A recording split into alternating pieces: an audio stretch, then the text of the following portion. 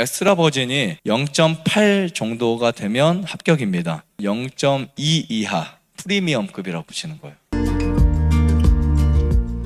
자, 그리고 이제 올리브유 미팅을 하러 이제 가는데 이렇게 정말 끝이 안 보이는 도로를 막 달려서 갑니다. 정말 이 사막 같은 굉장히 건조한 땅에서 이제 이렇게 길을 가는데 지금 옆에 보이는 나무들이 다 올리브유 나무들이에요.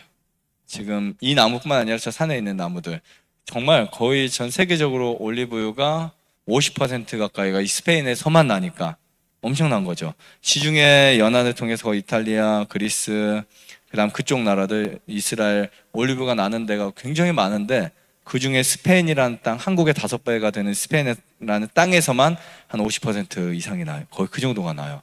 그러니까 여기에서 문제가 생기면 올리브 값이 엄청 올라가는 거예요. 지금 문제가 뭐냐면 전 세계적으로 올리브 값이 200% 올라가고 있어요. 거의 2배 가까이도 앞으로 계속 올라가고 있어요.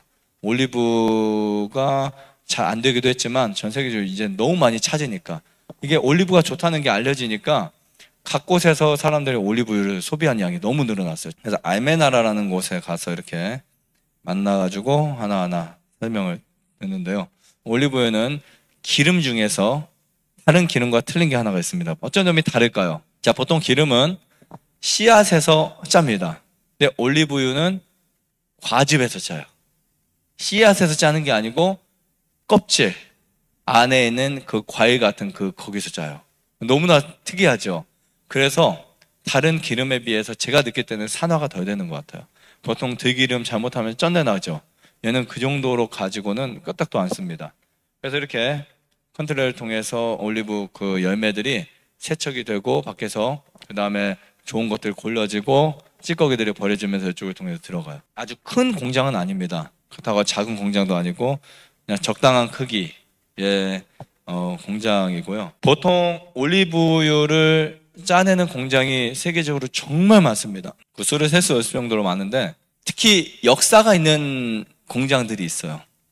그 역사라는 것은 할아버지 때부터 계속 전통적으로 내려오고 돈보다는 자기들의 신념과 가치를 담아서 짜내는 곳들이 있더라고요. 우리는 보통 들기름을 짠다 한국에서 하면 뭐 여기저기서 그냥 짜면 되지 이렇게 생각했고 꿀을 먹는다 하면 그냥 일반적으로 여기저기서 꿀을 사서 먹으면 그 단 꿀, 벌에서 나오는 꿀 이게 지식적인 부분에서 최상이었잖아요. 근데 보면 달라요. 예를 들면 저희도 꿀을 할 때 한국에서 제가 자부하는 것 중에 하나는 가장 좋은 꿀을 뜹니다. 그러니까 좋은 꿀을 첫 번째가 아니고 좋은 꿀 부류에 뜨는 사람이에요. 일반적으로는 설탕이 섞이기도 하고요. 약을 버리게 많이 하기도 하고요. 그 다음에 또 꿀을 뜰 때 그 꿀이 숙성되지 않은 꿀을 떠내기도 합니다. 그래서 저희는 숙성된 혹은 완숙된 꿀을 떠내기 때문에 숙성꿀과 완숙꿀이 있는 거예요. 그 말은 꿀을 떠가지고 사람이 인위적으로 어디에 공장에 가서 그 수분을 날리는 게 아니고 벌 자체에서 얘네들이 날개짓을 해서 날리는 꿀을 저희가 사용하는 거거든요. 근데 우리나라에 꿀 농축장이 얼마나 많냐면 거의 시, 군 2개 합친 곳에 1개씩은 있어요. 거기에 가면 사람이 밀려 있어요. 꿀을 농축하기 위해서. 이 말은 뭐냐면 대한민국 전체 꿀 대부분이 90% 이상이 꿀을 농축한다. 즉 물꿀 같은 것을 떠내가지고 벌들이 일을 하면 한 이틀, 3일 만에 꿀을 떠가지고요. 바로 가서 농축을 해요. 벌들의 일을 또 시킬 수 있으니까. 근데 저희는 꿀이 들어오면 묽으면 안 뜨거든요. 언제까지 기다리냐면 얘네들이 날개짓해서 돼질 때까지. 그러니까 한 절반 정도 손해를 보는 거예요. 어쨌든 그렇게 좋은 꿀을 얻기 위해서 이런 방법을 선택해서 합니다. 계속 저희도 아버님 때부터 내려오는 그런 그 역사를 통해서 이렇게 올리브 역사도 이 사람들도 보면은 자기들의 히스토리가 있어요. 정말 너무 감동적인 히스토리가 있는데 옛날에 맷돌에서부터 올리브를 짜고 그리고 그것을 보존하고 본인들이 지켜야 될 것들 산도라든지 그 산도에 의해서 나타내지는 뭐 항산화 물질들 이런 부분을 쭉 설명하는데 알메나라 이 지역의 알메나라고 굉장히 특성 좋은 올리브를 만들어낼 수 있는 공장입니다. 저희가 하니까 이렇게 미리 준비를 해놨더라고요. 식사 준비는 따로 하고 이제 이렇게 준비를 해서 참 감동을 받았어요. 여기에 보면 지금 손으로 가리키고 있는 게 저희가 갖고 오는 올리브유입니다. 알메나라 올리브유. 근데 여기서 보통 유기농과 유기농이 아닌 것들 분류되어 있는데 사실 유기농과 유기농이 아닌 것은 여기에서는 의미가 없는 게 약을 하지 않습니다. 올리브유에. 근데 유기농은 어떤 기점에서 유기농 마크가 찍히냐면 그 옆에 쭉 보면 저쪽에 노란 다른 색이 있죠. 저 맨 위에 보면 맨 오른쪽 녹색 스티커가 있죠. 그게 유기농입니다. 올가닉인데 유기농은 주변의 인가에서 떨어진 곳에서 있고 인증을 받으면 유기농이 될 수 있고요. 약을 안 해도 근처 몇 킬로 반경에 다른 올리브유 나무가 있으면 못 받습니다. 이제 그런 부분이 있어요. 그래서 이거는 의미가 없어요. 특히 여기에서는. 그래서 저희 올리브유 같은 경우는 그 지역 자체에서 풀약을 할 필요도 없고, 왜냐면 풀이 안 나요, 잘. 워낙 건조해가지고, 딱 이따 사진 보여드리겠지만. 그리고 농약도, 여러분 건조하면 벌레들이 많이 꼬이지 않습니다. 그래서 좋은 올리브유를 하고 있는데, 제가 여행 중에 목이 너무 아팠어요. 스케줄 너무 빠듯하고 스트레스 많고 새벽 일찍 일어나 또 하루를 스케줄 짜서 또 가야 되고 그러면서 이제 몸이 무리를 했나 봐요. 그러다 보니까 목이 너무 아픈 거예요. 여행 중간에 목이 아파서 올리브유를 딱 제 느낌은 한 40ml 정도 마신 것 같아요. 20씩 2번 정도 마셨는데 혹시 산지에서 마신 올리브유라 이게 싹 나와버렸어요. 물을 넘기면 목이 아플 정도의 염증이 있었으니까. 근데 정말 기가 막히게 그걸 마셨는데 그 다음날 정상적 음식을 먹을 수 있었어요. 너무 신기하죠. 올리브유가 이 산도가 정확히 살아있는 올리브유는 이러한 효과가 있다는 것을 다시 한번 느꼈습니다. 옛날에는 이런 식으로 짰대요. 여기 위에다가 올리브유를 넣어가지고 지금 보이실지 모르겠지만 저 밑에 올리브 한 개가 있죠. 네, 이걸 놓고 이제 찍었습니다. 이렇게 굴리면서 맷돌을 갈아서 이제 올리브유를 짜냈는데 그리고 나서 이제 항아리에다가 담아가지고 숙성을 시키기도 하고. 지금의 방식은 이제 최대한 산도를 살리기 위해서, 왜냐하면 산도 대비 항산화 물질이 형성이 되니까. 지금 우리가 한국에서 갖고 오는 그 올리브유는 첫 통에 담아져 있어요. 지금 저쪽에 게이지가 있는, 여쭤봤더니 가장 좋은 통에 담아놨다고, 가장 좋은 그 부분 해놨다고 이제 해주시더라고요. 그리고 산도를 직접 잴 수 있는, 보통 엑스트라 버진이 0.8 정도가 되면 합격입니다. 근데 저희는 0.2 이하, 정말 좋죠. 0.22 이하니까 0.8도 괜찮은 거예요. 그냥 우리가 보통 사 먹는 게 0.8입니다.